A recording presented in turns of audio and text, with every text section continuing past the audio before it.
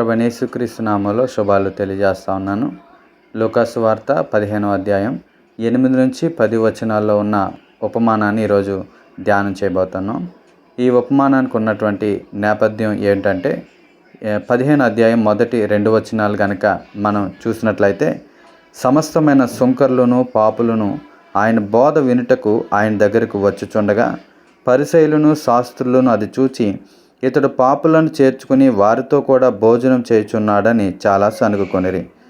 సమస్తమైన సుంకర్లను పాపులను యేసుక్రీస్తు ప్రభు యొక్క బోధ వినడానికి ఆయన వద్దకు వస్తూ ఉన్నప్పుడు, శాస్త్రులు పరిసయ్యులు అనేటువంటి వారు యేసుక్రీస్తు ప్రభుని గురించి సనుక్కుంటున్నారు. ఏమనంటే, ఇతడు పాపులను చేర్చుకుంటున్నాడు ఏంటి అని సనుగుకుంటున్నటువంటి ఆ తరుణంలో యేసుక్రీస్తు ప్రభు ఈ యొక్క ఉపమానాన్ని చెప్పడం ప్రారంభించాడు. ఈ యొక్క ఉపమానాన్ని గనక మనం చూసినట్లయితే, ఒక స్త్రీకి 10 వెండి నాణేలు ఉన్నాయి. వాటిలో ఒక నాణాన్ని పోగొట్టుకున్నది. వెంటనే ఆవిడ ఏం చేసిందంటే, ఒక దీపాన్ని వెలిగించి తన ఇంటిని బాగా ఊడ్చి ఆ పోగొట్టుకున్న నాణెము దొరికేంత వరకు వెతికింది. ఆ నాణెం దొరికిన తర్వాత తన ఇరుగు పొరుగు వారిని, స్నేహితుల్ని పిలిచి వారితో పాటు కలిసి సంతోషించింది. అటువలనే మారు మనసు పొందు ఒక పాపి విషయమై పరలోకంలో అధికమైన సంతోషం కలుగుతుంది అని ఈ యొక్క ఉపమానంలో మనం చూస్తూ ఉన్నాం. యేసుక్రీస్తు ప్రభు తప్పిపోయిన గొర్రెను గురించి మొదటి ఉపమానంలో మాట్లాడారు. ఈ రెండో ఉపమానంలో పోగొట్టుకున్న నాణ్యాన్ని గురించి మాట్లాడారు. ఎందుకని పోగొట్టుకున్నవి, తప్పిపోయినవి అనే వాటి గురించి మాట్లాడారు అని అంటే, ఈ శాస్త్రులు పరిసయ్యులు అనేటువంటి వారు నీతికి సంబంధించిన వారు అని వారి దృష్టిలో వారు భావిస్తూ ఉన్నారు కదా. అయితే సుంకర్లు పాపులు అనేటువంటి వారు దేవుని నుంచి దూరంగా ఉన్నటువంటి వారిగా వీరు భావిస్తున్నారు కదా. అలాంటప్పుడు దేవునికి దూరంగా ఉన్నటువంటి వారు దేవుని దగ్గరికి వస్తున్నారు అనే విషయాన్ని గమనిస్తున్నటువంటి వీరు సంతోషించాల్సింది పోయి యేసుప్రభుని విమర్శిస్తున్నారు.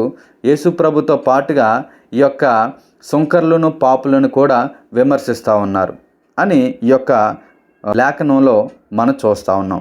అయితే ఈ చదివినటువంటి ఈ ఉపమానంలో మనం నేర్చుకోవాల్సింది, గమనించాల్సింది ఏంటంటే, ఒక స్త్రీ తన 10 నాణాల్లో ఒక నాణాన్ని పోగొట్టుకున్నది. అయితే ఆ పోగొట్టుకున్న ఆ నాణెం కోసం ఆవిడ ఎంతో ఆతృతతో వెతుకుతూ ఉన్నట్లుగా మనము చూస్తూ ఉన్నాము.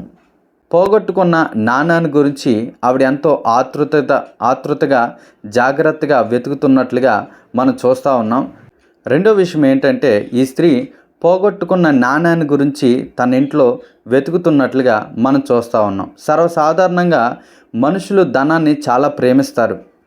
మనుషులు ధనం కొరకు ఎంతో ఆశగా ఉంటారు. దాని యొక్క అర్థం ఏంటంటే, నిజ క్రైస్తవులు ఆత్మల పట్ల ఆసక్తి కలిగి ఉంటారు. నిజ క్రైస్తవులు ఆత్మల పట్ల భారాన్ని కలిగి ఉంటారు. ఒక మనిషి ధనాన్ని ఎలా ప్రేమిస్తాడో, నిజ క్రైస్తవుడు ఆత్మల కొరకు భారం కలిగి, ఆసక్తి కలిగి జీవిస్తారని అన్నట్లుగా ఈ యొక్క ఉపమానం నుంచి మనం నేర్చుకుంటున్నాం. అయితే ఆ స్త్రీ ఆ పోగొట్టుకున్న నాణెం దొరికినప్పుడు ఎలా సంతోషించిందో, అదే రీతిలో నిజమైన క్రైస్తవుడు ఆత్మల పట్ల భారం కలిగి ఉంటాడు. కాబట్టి అనేక మందిని ప్రభు కొరకు సంపాదించే ప్రయత్నం చేస్తూ ఉంటాడు. అనేక మందికి సువార్త వ్యాపకం చేస్తూ ఉంటాడు.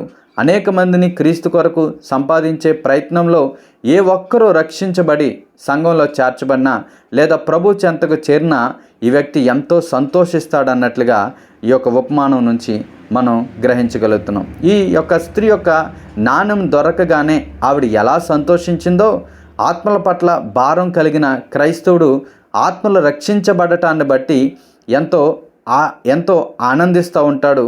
తను మాత్రమే కాదు, పరలోకంలో కూడా అత్యధికమైన ఆనందం కలుగుతుందని ఈ యొక్క ఉపమానంలో మనం చూస్తూ ఉన్నాం. అయితే ఈ ఉపమానాన్ని వింటున్న, ధ్యానిస్తున్న మనమందరం గుర్తించాల్సినటువంటి విషయం ఏంటంటే, మనం నిజమైన క్రైస్తవులుగా ఉంటున్నామా?